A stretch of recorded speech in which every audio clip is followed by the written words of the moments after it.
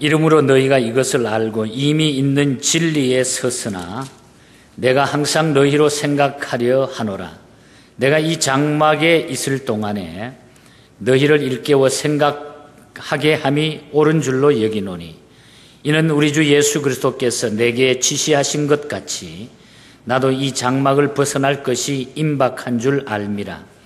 내가 힘써 너희로 하여금 나의 떠난 후에라도 필요할 때는 이런 것을 생각나게 하려 하노라. 우리 주 예수 그리스도의 능력과 강림하심을 너희에게 알게 한 것이 공교히 만든 이야기를 쫓는 것이 아니요 우리는 그의 크신 위엄을 친히 본 자라. 지극히 큰 영광 중에서 이러한 소리가 그에게 나기를 이는 내 사랑하는 아들이요 내 기뻐하는 자라 하실 때에 저가 하나님 아버지께 존귀와 영광을 받으셨느니라. 아멘. 이번에 중국 선교를 갔다 오면서 어느 때보다도 늘 그런 느낌을 가지고 있습니다만은 여름철이 되면은 그 방학이 돼서 많은 여행객들이 들어오고 선교팀들이 중국에 오고 가기 때문에 또 중국 정부 쪽에서는 많이 긴장해서 또 선교하는 곳곳을 차단하고 감시하는 이런 분위기였습니다. 우리도 미리 그런 소문을 듣고 많이 조심해서 일을 했는데 그래도 무사히 아무 일 없이 마지막까지 잘 감당할 수 있었습니다. 저희 교회가 늘 하는 일이지만은 먼저 우리 교회가 현지에서 직접 돕고 있는 교회들 혹은 또 우리 성서대학에 와서 공부하는 학생들이 섬기는 그런 교회들을 한 주간 동안 우리가 돌아보면서 가서 예배도 드리고 또 신방도 하고 또 찬양 집회도 하고 그런 시간을 갖습니다.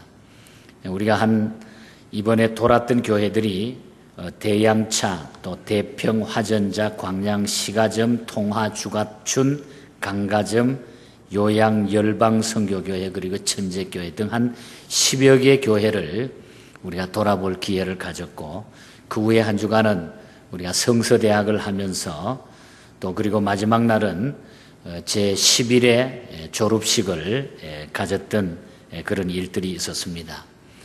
자세한 내용들은 우리가 다음 주에 여러분들이 영상을 보시면서 함께 은혜를 나누고 제가 또 설교하면서 시간 또 중요한 그런 간증들 또 경험들을 말씀을 드리겠습니다.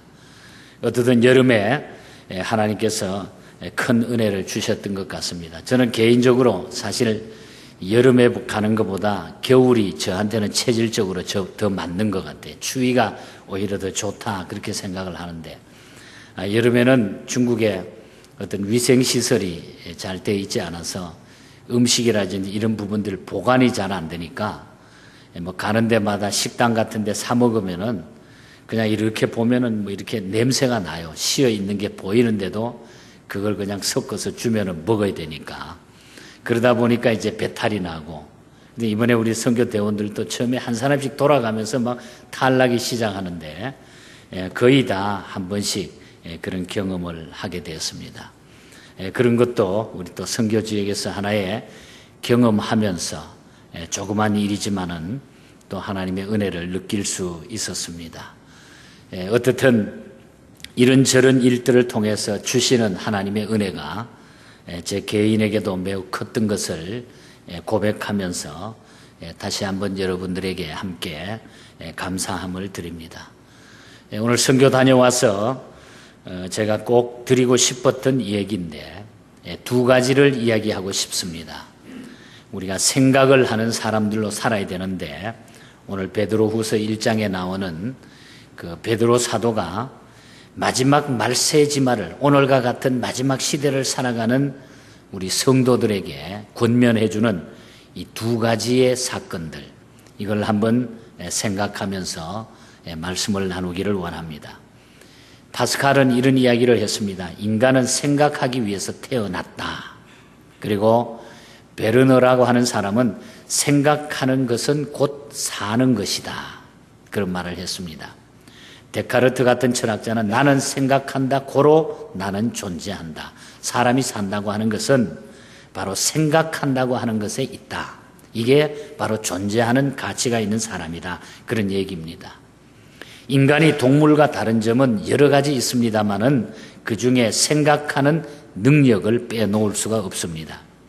하나님은 사람을 창조하실 때에 사유 기능, 즉 생각하는 능력을 우리에게 주셨습니다. 사람은 지나간 과거를 돌이켜서 생각하고 반성하기도 합니다. 그러면서 하루하루 삶을 성찰해 나갑니다.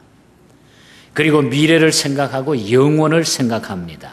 그러나 짐승은 그렇지 않습니다. 이것은 논리적으로 비약을 시킨다고 하면은 생각 없는 사람들의 삶을 짐승의 삶과 다를 바가 없다고 할 수 있어요. 그래서 성경에 보면은 시편 기자도 하나님을 부인하고 하나님이 없다고 하는 자는 바로 금수와 같다, 짐승과 같다. 짐승은 생각할 줄 모릅니다. 생각하면서 사는 것이 아닙니다.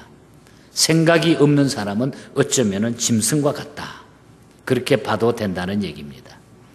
오늘 베드로 사도는 12절에서 이렇게 말합니다. 항상 너희로 생각하게 하려나. 그 당시 교인들에게, 마지막 교인들에게 베푸는 그런 얘기입니다. 항상 너희로 생각하게 하려 하노라. 그리고 13절에 보면은 너희를 일깨워 생각하게 함이 옳은 줄 여긴다. 그런 말을 합니다. 생각하는 것은 뇌의 기능입니다. 뇌의 기능입니다. 뇌의 기능이 정지되는 것은 우리가 뇌사 상태라 그렇게 말하지 않습니까? 뇌가 생각하는 능력을 상실하게 되면 몸은 조금씩 움직일지 모르나 실제로는 사람이 죽어 있는 것과 마찬가지입니다. 그래서 뇌사 상태 가운데 그냥 육신만 겨우 지탱하면서 살아가는 사람들도 있습니다. 오늘 본문 12절과 13절의 요점은 죽지 않고 살아가는 동안에 내 기능이 마비되기 전에 생각할 것들을 생각하면서 살아가라. 생각하며 좀 살아라. 그 이야기입니다. 57세가 된 기업인이 어느 날 자기 부인에게 유서를 보여줬어요. 변호사와 함께 작성을 한 그런 유서였습니다. 그래서 부인이 깜짝 놀랐어요. 당신 지금 나이가 몇 살인데 벌써 유서를 써놓고 이 난리냐고 말이에요. 정신 나갔냐고 말이에요. 부인이 좀 기분이 어쩌나서 남편에게 뭐라 나무랬습니다. 그랬더니 남편이 이런 이야기를 합니다. 사는 것도 건강할 때 생각하고 준비해야 하지만은 죽는 것도 건강할 때 미리 준비해 두어야 한다고 나는 생각합니다. 처음에는 기분 나쁘게 들린 그런 얘기였지만은 이것이 현명한 방법이라고 생각을 하고 두 사람이 그 유서에 대한 이야기를 나누면서 여러 가지 인생담을 나누는 중에 큰 교훈을 얻었다고 하는 그런 얘기입니다. 오늘 이 본문은 말합니다. 생각하고 또 생각하라. 생각하고 또 생각하라. 이 장막에 있을 동안 생각하며 살아라. 장막이라고 하는 것은 육신의 장막과 그리고 이 세상 우리가 살고 있는 장막을 이야기합니다. 우리가 몸을 가지고 우리가 생명을 가지고 이 땅 위에 살아가는 동안에 생각하면서 또 생각하면서 살아가라 이 이야기입니다. 이 세상에서 육신을 입고 사는 동안 우리는 늘 깊이 생각하며 살아야 됩니다. 오늘 본문은 바로 그 두 가지를 우리에게 말씀합니다. 첫째는 진리에 서 있는가 생각하라. 진리에 서 있는가 생각하라. 이걸 잊어버리면 안 된다는 얘기. 12절에 보면 이러므로 너희가 이것을 알고 이미 있는 진리에 섰으나 내가 항상 너희로 생각하게 하노라. 이미 있는 진리에 섰으나 내가 항상 너희로 생각하게 하노라. 우리는 이미 진리를 배웠다고 했습니다. 그러나 그 진리를 따르는가, 진리대로 내가 살고 있는가를 생각하라 그 말이에요. 여러분, 진리가 무엇입니까? 진리는 두 가지입니다. 하나는 사람들이 이 세상에서 유추해낸, 만들어낸 진리가 있습니다. 그 지식적인 거, 학문적인 거, 사람들이 만들어낸 것입니다. 그것은 예를 들면 과학적인 진리, 학문적인 진리, 이 진리는 사람들이 생각하고 실험해서 연구해서 만들어낸 것입니다. 이것은 우리가 지식적으로 학교에서 배울 수 있는 이런 것들입니다. 예를 들면은 찰스 다윈이 160여 년 전에 종의 기원이라고 하는 책을 썼습니다. 그것이 바로 진화론입니다. 이후에 이 책이 나오면서부터 전 세계의 과학자들이 인간의 진화론을 성경보다 훨씬 더 믿게 되는 거예요. 그래가지고 마침내는 이것이 학교의 교과서에 들어가게 됩니다. 이것은 사람이 만든 학문입니다. 그래서 아마 여기 앉아 계시는 여러분들도 초등학교라든지 학교에서 공부를 할 때 전부 진화론으로 공부를 다 하셨을 거예요. 다행히 미국에는 각 주별로 정치가 이루어지기 때문에 어떤 주에는 이 진화론을 완전히 배제해서 교과서에 창조론을 담고 있는 그런 주도 있고, 다행히 지금 몇 개 주는 이 진화론을 폐지하기 위해서 많은 운동을 벌이고 있는 이런 정치인들의 모습을 보게 됩니다. 최근 시카고 필드 박물관에서 전 세계의 생물학자들이 모여가지고 과거에 50년 동안의 지배적이었던 이 진화론에 대한 토론을 벌인 결과 이 진화론이라고 하는 것은 학문적인 신빙성이 없다는 쪽으로 결론을 내리게 됩니다. 그건 전혀 신빙성이 없는 얘기다. 진화론이라고 하는 것은 진리가 아닙니다. 사람이 만든 학설에 불과한 것입니다. 사람이 만든 것과 유추해낸 이 진리는 결코 영원한 진리가 아니다. 사람이 유추해낸 진리이기 때문에. 그러나 오늘 많은 사람들이 이런 학문적인, 이런 과학적인 사람의 머리에서 나온 이것을 진리라고 믿고 있는 이런 것들이 세상에는 있다 하는 것을 우리가 알게 됩니다. 다른 하나는 영원 불변의 진리가 있습니다. 영원히 변하지 않는 진리. 찰스 다윈이 쓴 이 종의 기원 진화론에 보면은 뭐뭐일 것이다, 뭐뭐라고 나는 생각한다, 아마 이렇게 여겨진다, 이런 식으로 추상적으로 이론적으로 진행을 해나가요. 아마 이럴 것이다, 아마 이렇게 되었을 것이다, 뭐 이렇게 추상적으로 이야기를 합니다. 여러분, 진리나 믿음은 그런 식의 추측이나 추상으로 성립되지 않아요. 진정한 진리는 그 진리를 위해서 죽을 수도 있는 것이고, 진리에 대한 믿음 때문에 목숨을 내놓을 수 있는 것, 그것이 바로 진리인 거예요. 바로 그것이 진리 신앙인 것입니다. 거기에 내가 생명도 내놓을 수 있는 것, 거기에 생명을 바칠 수 있는 것, 생명을 걸 수 있는 것, 그것이 바로 진정한 진리예요. 석가나 공자는 진리에 관해서 많이 이야기했습니다. 그러나 우리 예수님은 내가 곧 길이요 진리요 생명이라고 그랬어요. 우리 주님은 친히 자기 자신이 곧 진리요 생명이라. 어떤 진리에 관해 말씀한 것이 아니라 자신이 진리라고 선언하고 있는 거예요. 이것이 바로 오늘 우리가 믿고 있는 진리라는 것입니다. 그래서 우리가 진리를 믿는 것은 예수님을 믿는 것이고, 진리를 전하는 것은 예수님을 배우는 것이에요. 우리가 믿는 진리는 어떤 진리입니까? 영원 불변의 진리인 것입니다. 히브리서 13장 8절에 보면은 예수 그리스도는 어제나 오늘이나 영원토록 동일하시니라 그랬어요. 우리 주님은 영원 불변의 진리라고 하는 거. 어제나 오늘이나 영원토록. 그래서 우리는 영원토록 변함이 없는 이 진리를 우리가 생각해야 돼. 늘 생각하며 살아야 돼. 산천도 변합니다, 이 세상에. 학문도 변하고 사람도 변하게 돼 있어요. 그러나 오직 영원한 진리이신 예수 그리스도만 변하지 않습니다. 어떤 책에 게재된 수필이 생각이 납니다. 그 수필의 요점은 어떤 결혼식 주례사를 절회했던 분이 주례사를 대폭적으로 이제는 바꾸어야 된다 하는 그런 수필의 내용이에요. 그동안 주례사는 대부분이 보면은 검은 머리가 팥뿌리가 될 때까지 서로 사랑하며 살아라, 백년해로 해라, 이렇게 주례사를 합니다. 그런데 요즘은 너무 결혼하자마자 헤어지는, 이혼하는 사람들이 많으니까 이제 주례사는, 그런 주례사는 골동품이 되고 말아서, 그래서 자기는 이렇게 한답니다. 머리 염색약 바를 때까지만 참고 살아라, 1년만 참고 살아라, 이래 주례사를 바꿔야 된다는 얘기예요. 여러분, 이 세상은 다 변하는 거예요. 사람의 마음도 사람의 약속도 다 이 세상의 것은 변하는 거예요. 다 변합니다. 사랑하는 성도 여러분, 온 세상이 다 변해도 정말로 진리는 변하지 않는 거예요. 그리고 진리이신 예수님이 하신 말씀은 변치 않습니다. 예수님의 말씀은 변치 않는 거예요. 진리의 사람은 진리 그대로 따르고 살아야 되는 것입니다. 영원불변의 진리.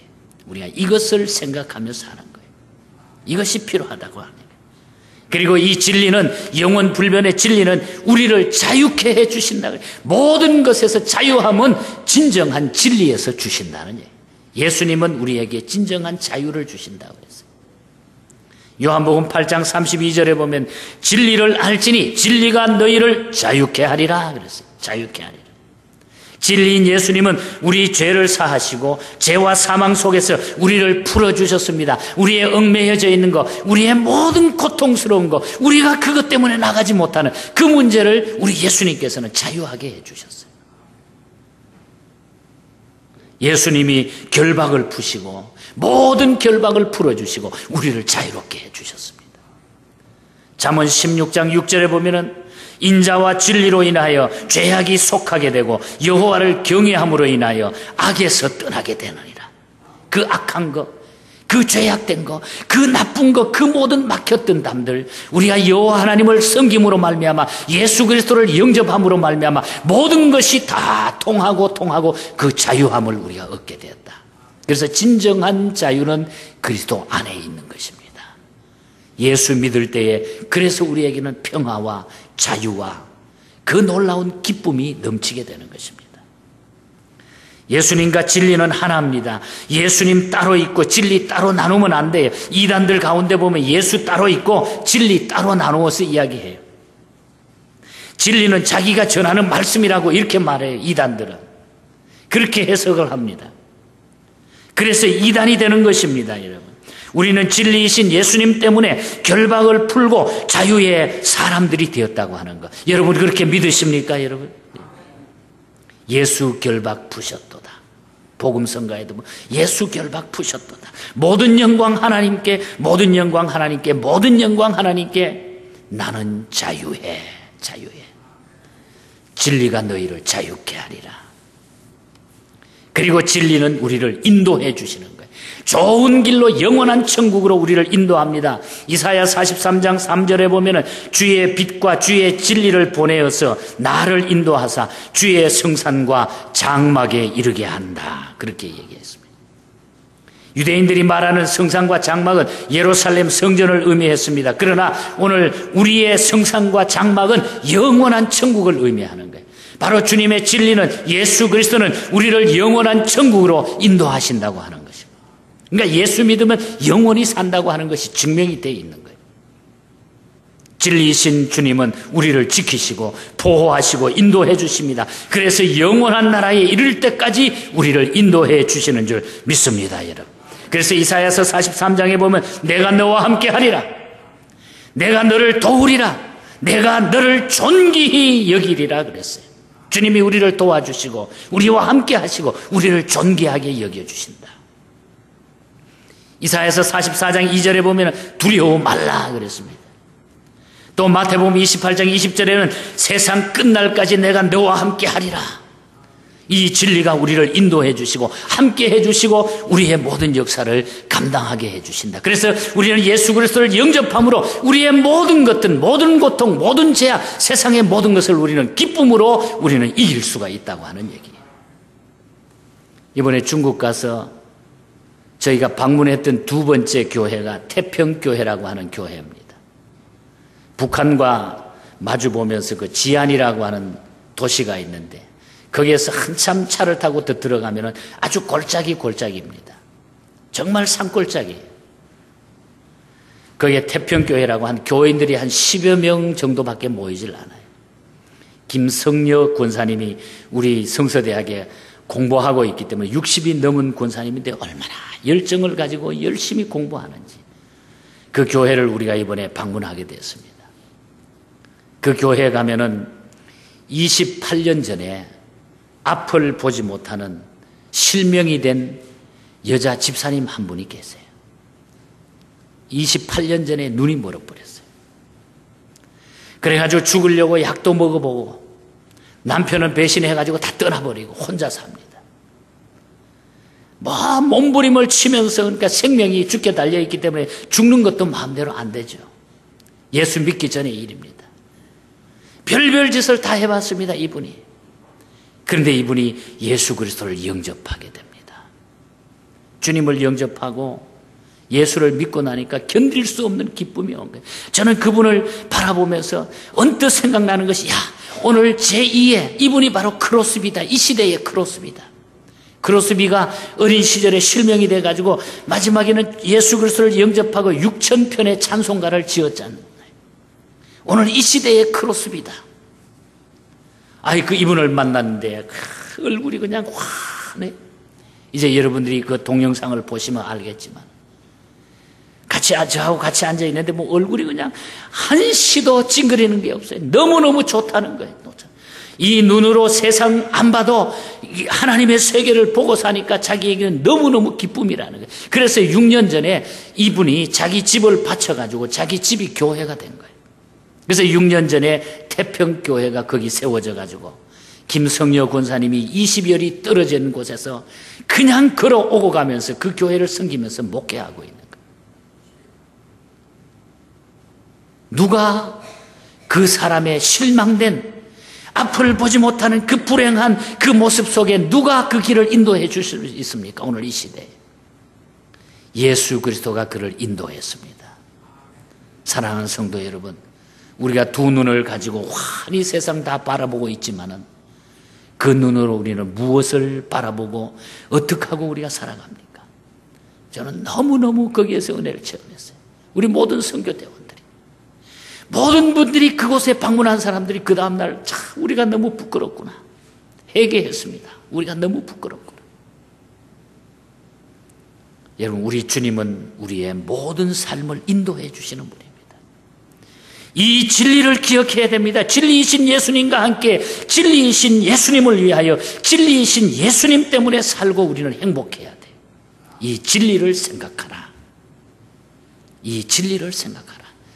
그래서 6년 전에 그 교회를 세워가지고 지금 그 교회에서 예배를 드리는데 얼마나 교인들이 기뻐하는지 몰라. 그냥 뭐 방 같은데 앉아가지고 예배 드리지만은 이 사람들에게는 그거보다 좋은 것이 없는 거예요. 너무나 놀라운 천국이. 진리를 생각하라. 그리고 다른 하나는 주님의 강림을 생각하라. 재림을 생각하라. 진리를 생각하고 예수님이 이 땅 위에 재림한다고 하는 강림을 생각하라. 이것이 이 마지막 때에 우리가 생각하고 살아야 할 내용입니다. 16절을 보면 우리 주 예수 그리스도의 능력과 강림하심을 너에게 알게 한 것이 공교히 만든 이야기를 쫓는 것이 아니요 우리는 그의 크신 위엄을 친히 본 자라 그랬습니다. 베드로가 교인들에게 주님의 재림을 생각하고 준비하라고 경고하는 것은 사람들이 하는 말이나 꾸며낸 이야기를 전하는 것이 아니다. 지금 내가 이야기하는 것은 친히 주님 안에서 내가 듣고 경험했던 그 이야기를 내가 전하니까 절대 사람의 이야기가 아니다. 그러니까 이 얘기를 그대로 받고 그대로 믿어라. 베드로가 지금 그렇게 얘기를 하고 있는 것입니다. 우리는 언제나 두 가지 종말을 생각하면서 살아야 돼. 종말을 생각하는데 두 가지 종말. 하나는 자신의 종말이에요. 우리 개인의 종말. 나는 언젠가는 내가 죽는다 하는 내 개인의 종말을 우리가 생각해야 돼. 누구나 죽습니다, 여러분. 아마 이 가운데 나는 절대로 안 죽습니다. 나는 불사약을 먹기 때문에 안 죽습니다. 이런 사람 아무도 없어요. 승로반의 이슬을 받아먹으며 죽지 않으려고 몸부림쳤던 진시황 같은 한무제 같은 사람도 다 세상을 떠났어요. 더 빨리 죽었어요, 여러분. 죽음은 순서도 질서도 없는 것입니다, 여러분. 자신의 종말이 분명히 옵니다. 그러므로 언제나 우리는 죽은 후에 내가 어디로 갈 것인가? 죽을 때 어떤 모습으로 내가 죽을 것인가? 사는 동안에 내가 어떻게 살 것인가? 생각해야 됩니다. 이걸 생각하라는 얘기예요. 젊고 건강하다고 오래 살고 잘 산다고 오래 사는 것이 아닙니다, 여러분.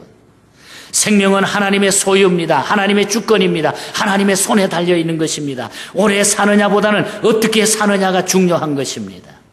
잘 사느냐보다 바로 사는 것이 중요한 거예요. 오늘 우리는 하나님 앞에 이것을 생각하라. 자기의 종말을 생각하라. 자기의 종말을 생각하라. 이번에 중국 가서 화요일 날 저녁에 우리가 그쪽에 도착해서 수요일 날 아침에 첫 번째 방문한 교회가 대향차 교회라고 하는 교회입니다. 거기도 아까 말씀드렸던 태평교회와 거리가 멀지 않는 가까운 곳에 있는 교회입니다. 강연실 권사님, 역시 저희 학교에 와서 공부하고 있는 권사님이에요. 거기는 오래전에 복음이 들어가 산골짜기예요. 그러니까 목사님들도 잘 방문을 안 하는 곳에 목사가 간다 그러니까 너무너무 좋아가지고 이 사람들이 뭐 알이라는 건 다 대접하기 위해서 갖다 놔요. 오리알 또 그다음에 거위알, 닭알 그냥 고기도요. 고기마다 다 잡은 거예요. 토종 닭 집에서 길르던 거 오골개 까만 닭 다 잡아가지고 한 상 차려놨는데 입에 맛이 맞아야죠. 우리한테 향을 넣어가지고 먹는데 근데 또 그냥 대접한다고 거기는 또 대접을 오면은 젓가락을 가지고 입에다가 막 넣어주는 거예요. 막 사람만 당 똑집을 갖다 막 집어 넣어주는데 나는 생전에 처음 먹어봤어요. 입에다 갖다 넣는데 안 받아 먹을 수도 없고 막 목사님들하고 선교팀이 온다 그러니까 너무너무 좋아가지고 그런데 그게 교회도 그냥 아담하게 깨끗하게 준비해놓고 예배 드리면서 그게 한족들하고 조선족들하고 섞여가지고 제가 통역을 하면서 설교를 하면서 예배를 드리는데 얼마나 우리 모습들이 부끄러운지 이분들이. 그래서 예배가 마치고 그 음식을 대접하는데 그 교회 옆에 조그만 집이 하나 있는데 거기에 들어갔지만 보니까 교회 마당에 빨간 벽돌 몇 장이 그냥 깨진 게 굴러다니고 해서 그 권사님이 그래 목회하는 권사님이 이제 이 구들이 그냥 고장이 나가지고 구들이 다 무너져가지고 이 구들을 고쳐야 되는데 너무 돈이 없어가지고 그냥 벽돌도 헌 거 사다가 어디 주워다가 갖다 놓고 그래서 이제 겨울이 다 오면은 빨리 구들을 고쳐야 되는데 막 걱정을 하고 이 돈 모으기 위해서 고생을 하고 있다 그래. 농촌이니까. 그래서 내가 막 감동이 와가지고 그 구들 고치는데 돈이 얼마나 듭니까? 그랬더니 중국 돈으로 2,000원이 든대. 2,000원. 2,000원이면 우리 달러로 하면 한 300불이 조금 넘어요. 그래서 제가 마음에 감동이 돼가지고 나도 모르게 그냥 내가 개인으로 그냥 내가 해드리고 갈게요. 그랬더니 너무너무 좋아가지고 이분들이 너무너무 좋아가지고 어쩔 줄을 모르는 거예요. 막 학교 와서 공부를 하는데 펄펄 나는 것 같아. 이 노인네가 막 젊은 사람보다 전에 그렇게 못했는데 얼마나 열심히 하는지. 그래서 거기서 예배를 드리고 돌아왔어요. 그 다음날 우리가 목요일 날 아침에 화전자 교회라고 하는 우리 중국 교회를 우리가 방문을 하러 차를 타고 막 가는데 갑자기 전화가 한 통이 걸려왔어요. 전화를 받고 보니까 장영복 권사님이라고 제가 20년 전에 처음 중국 가서 만나가지고 공부를 가르쳤던 그 당시에 그 권사님이 57인데 금년에 내가 나이가 몇이냐 그랬더니 77세라고 하더라고요. 그러니까 저하고 한 10여 년 이상 공부를 했던 분이에요. 북경에서 지금 북경 옆에 그 진앙도 바닷가에 사는데 이분이 전화가 와가지고 목사님 제가 겨울에도 찾고 매년 목사님 좀 만나려고 그랬는데 그렇게 연결이 안 되냐고. 그래 어떻게 알아가지고 전화를 한 거예요 저한테. 그래가지고 이번에 꼭 만나러 오려고 그랬는데 다리가 이제는 나이가 많으니까 움직이지를 잘 못하고 제가 이제는 가만 생각해 보니까 죽을 때도 다 오고 죽음 준비를 해야 되는데 제일 귀한 것이 뭐냐고 생각을 해보니까 목사님 그 선교하는 일인데 나도 그거 좀 하기 위해 가지고 좀 선교비 보내려고 얼마나 찾았는지 모른다 그러면서 이 권사님이 전화가 왔어요. 그래 못 오니까 안타까우니까 그 우리 선교팀 중에 미국 중국에 있는 사람 중에 은행에 좀 이렇게 구자번호를 알려주면 빨리 거기서 집어넣겠다. 중국도 요즘 아침에 넣으면 몇 시간이면 이쪽으로 넘어오니까. 그래서 우리가 현재 선교사 우리 박성진 목사님 전화번호를 구자번호를 알려주니까 바로 돈을 붙여 몇 시간 만에 날라왔는데 제가 그때에 전화를 받고 그러면 얼마나 보내시려고 그래요? 물어봤더니 이 권사님이 2,000원요. 그래 2,000원. 근데 막 다른 사람은 모르지만, 여러분은 모르지만 저는 그 순간에 막 누가 막 돌멩이로 머리를 치는 것 같아. 머리 끝이 팍 서는 거예요. 하나님 이렇게 하시는 분이구나, 하나님이. 제가 그래서 나중에 그 강 권사님한테, 강연실 권사님한테 대향차 교회 2,000원 방구들 고치는 그 돈 우리 진앙도 권사님이 보낸 겁니다. 내가 그렇게 설명을 해서 그 다음 공부하러 왔을 때 그런 이야기를 해줬어요. 하나님이 이렇게 하시는 분이구나. 이렇게 준비하셔서 하나님은 하시는 분이구나. 그래서 제가 다음에 구들 고쳐놓으면 꼭 하룻밤 그게 재워달라고 부탁하고 왔습니다. 여러분, 이 권사님이 하는 말이 이제 하나님 앞에 갈 준비해야지요. 그 장영복 권사님이 이제 하나님 앞에 갈 준비해야죠. 여러분, 우리가 주님 앞에 다 가야 됩니다. 우리 개인의 종말을 우리가 기억해야 돼요. 우리가 하나님 앞에 어떻게 서시겠어요? 여러분, 우리가 하나님 앞에 뭐가 중요하겠어요? 어떤 일이 중요한 일이고 어떤 것이 보람될 것이고 어떤 것이 하나님 앞에 인정받을 일들 같습니까? 여러분, 개인의 종말을 기억하십시오. 그리고 지상의 종말을 기억하십시오. 이 종말은 주님의 재림으로 완성이 됩니다. 제 아무리 최첨단 과학 문명도 이 지상의 종말을 막지 못해요. 그 누구도 굴러가는 역사의 수레바퀴를 돌려놓을 수가 없습니다. 쉴 새 없이 터지는 전쟁, 테러, 이 자연재해, 여러분 이 지진, 기후, 인심 변해가는 오늘의 이 모습을 보십시오. 누가 이걸 막아갑니까? 이제는 마지막 때입니다. 이제는 주님의 재림이 가까웠을 때입니다.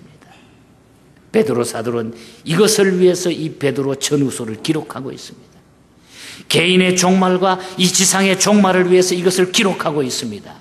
우리가 이걸 기억해야 됩니다. 이것을 생각하면서 살아가야 됩니다. 오늘 곽 목사가 이야기하지만은 이것은 하나님께서 우리에게 개인에게 직접적으로 주시는 메시지로 우리가 받아야 돼요. 이 시대에